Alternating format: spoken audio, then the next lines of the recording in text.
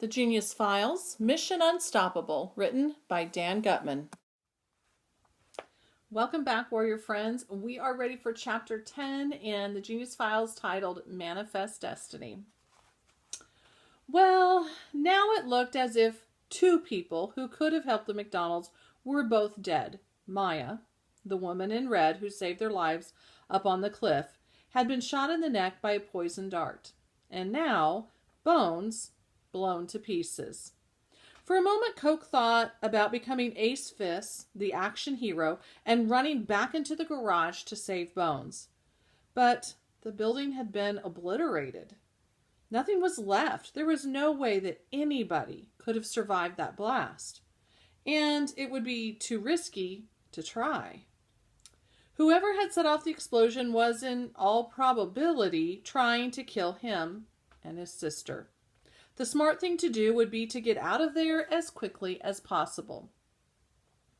Do you think it's our fault that Maya and Bones are dead? Pepsi asked as they ran home. Maybe we're bad luck. Of course it's not our fault, Coke told her. It's their fault. They're the ones who put us in danger. The people who have been trying to kill us just got them instead. No wonder Dr. Warsaw decided it was up to kids to save the world. Grown-ups have no idea how to do it. On the inside, though, both of the twins felt a twinge of guilt. Maya and Bones had been trying to help them, and now they were gone. Coke and Pepsi were on their own. There was a chill in the air as they got closer to home, and Coke wished he hadn't so gallantly ripped his t-shirt in half when they were trapped in the burning building at school. Now he felt cold. Do you think Mom and Dad know what happened at school? Pepsi asked her mother. Are you kidding? He replied. Aliens could land in our front lawn and Mom and Dad wouldn't even notice. I bet all the parents got called and Mom and Dad probably didn't pick up their phone or check their email. In fact, Dr. McDonald had checked his emails, and an emergency message had gone out to the parents telling them that the school had burned down after everyone left for summer vacation. Dr. McDonald assumed that it was another one of those internet hoaxes that he received all the time. He deleted it from his inbox with a laugh. When the twins finally got home, their parents barely noticed them. They were in the middle of a heated discussion in the front lawn. I can't believe this, Bridge, Dr. McDonald complained. The garbage man took my garbage can. That's what they're supposed to do, Ben, Mrs. McDonald informed him. No, they took my good garbage can, he added. The small one in my office. Well, why did you put your good garbage can out with the trash? Mrs. McDonald asked logically. I wanted to take the garbage that was in the can, not the can itself, he explained. The can wasn't garbage. The stuff in the can was the garbage. It was obvious. Well, you shouldn't have put your good garbage can out on the lawn, Ben, she said. It's your own fault. Well, they shouldn't have taken it away. The twins looked from one parent to the other as if they were watching a ping pong tournament. How are the garbage men supposed to know what is or isn't garbage? Mrs. McDonald continued. They're not mind readers. What do I have to do? Spell it out for them? Apparently so, she replied. Why don't you make a sign that says not garbage and put it on the can that you don't want them to throw away? I am not making a sign for the garbage man, he said, exasperated. Do you know last year I was trying to throw away our beat up garbage can, but they wouldn't take it. They didn't think it was garbage. And now they take my good garbage can? I didn't want that thrown away. I'm telling you, Bridge, you can't win with these people. Coke and Pepsi silently prayed that they would never become grown-ups. Their parents turned and faced them and finally realized that there were more important things in life than garbage cans. It's about time you kids got home, Dr. McDonald said, pulling his kids into a big bear hug. What happened to your shirt? Mrs. McDonald asked Coke. I ripped it, Coke replied. It was technically the truth. I had to throw it away.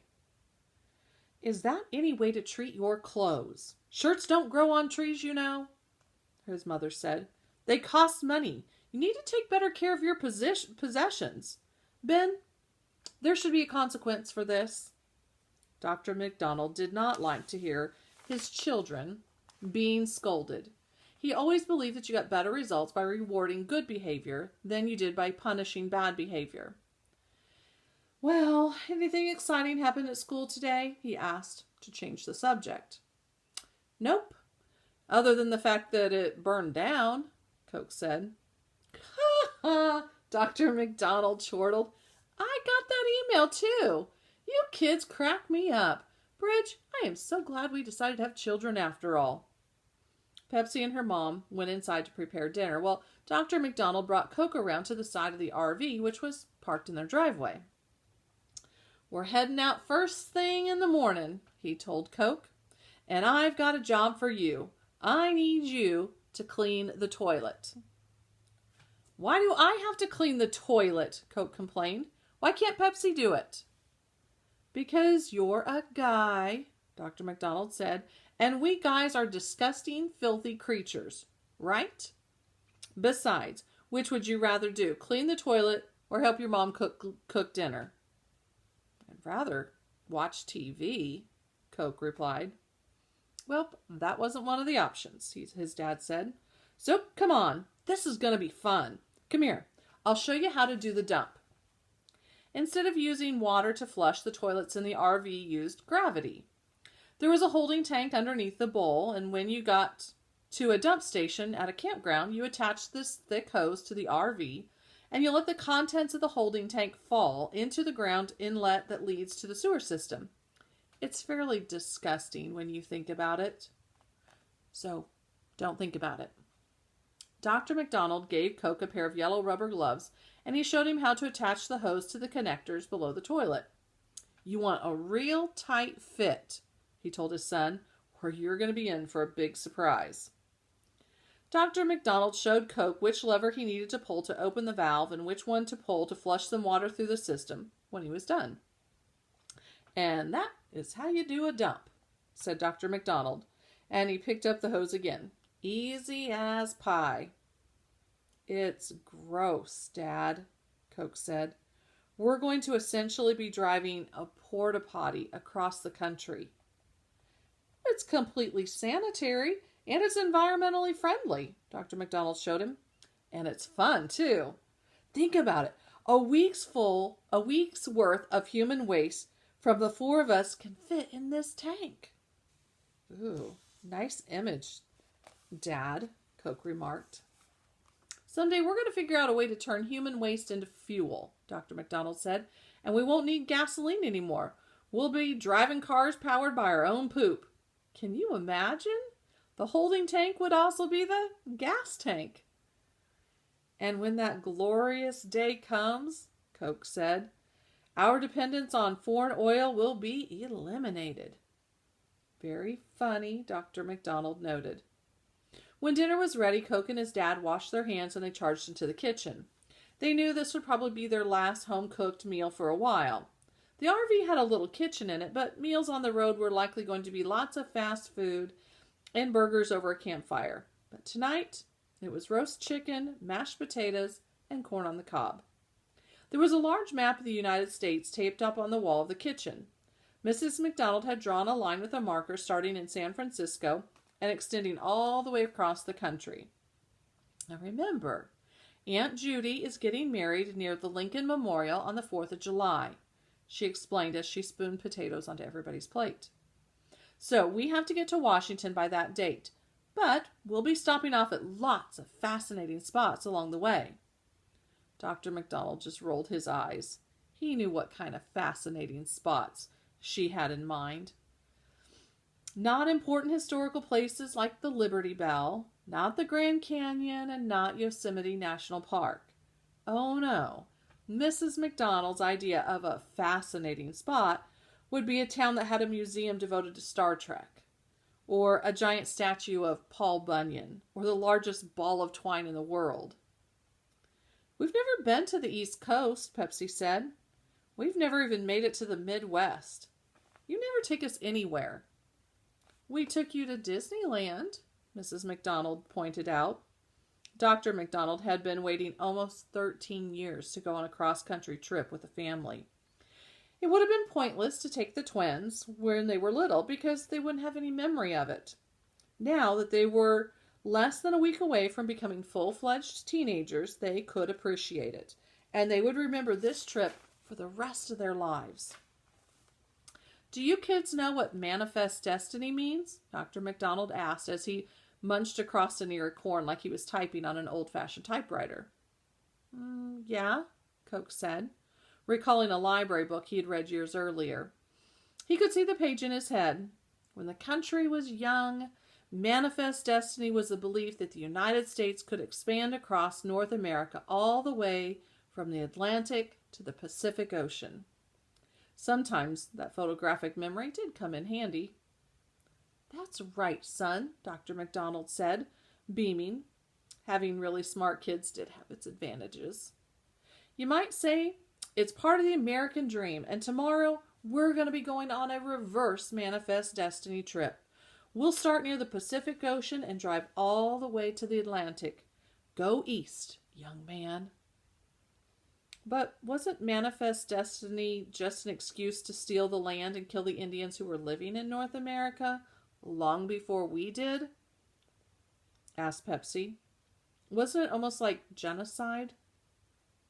Pass the chicken, Dr. McDonald said. Having really smart kids had its disadvantages too. After dinner, the kids packed their duffel bags for the trip. They needed to bring a lot of clothes along because their mother said they wouldn't want to stop every few days just to do laundry. It'd be a long day, and the next one be even longer. Pepsi usually read before going to sleep, but on this particular night she spent an hour Facebooking, emailing, and texting goodbye to all her closest friends. There were about 100 of them, and she wished she could tell all of them about the Genius Files, but, of course, she had promised Bones that she would keep quiet. And it wasn't easy. After jumping off of a cliff to avoid some crazy guys in golf carts and watching a building explode, what are you supposed to type when Twitter asks, "What's happening?" Coke thought about calling his friend Jimmy Edmond, but decided to text him instead. Coke's text says, "See you in September, if I'm lucky." Jimmy replied, "What do you mean, if I'm lucky?" Coke said, "Can't tell you. Maybe when it's all over." Most kids want to have their own room, but Coke and Pepsi had been together since the day they were born. And despite their differences and disagreements, neither one of them minded sharing a room with the other. They had bunk beds, Coke on the bottom, Pepsi on the top. "Are you okay?" Coke asked a few seconds after he turned off the light. "Yeah," his sister replied in the darkness. "I think it's going to be all for the better." "How do you figure that?" "Well, once we're away from home, out in the middle of nowhere with Mom and Dad," she explained, "Mrs. Higgins and those bowler dudes won't be bothering us anymore." "Yeah, I bet this whole thing's going to blow over," Coke said. "The school will be rebuilt over the summer, and everything will be back to normal." There was no more to talk about after that, so Pepsi dropped off to sleep and Coke tossed and turned, unable to get comfortable in his bed. His leg was aching from when he kicked himself trying to put out the flames on his pants when they were trapped in the school. That reminded him of all that they had been through in the last 24 hours, which made it even harder to fall asleep. He punched his pillow and flipped it over. That's when he discovered an envelope tucked neatly underneath the pillow. He picked up the flashlight that was always under his bed and tore open the envelope. This was the note inside. And this is what it said.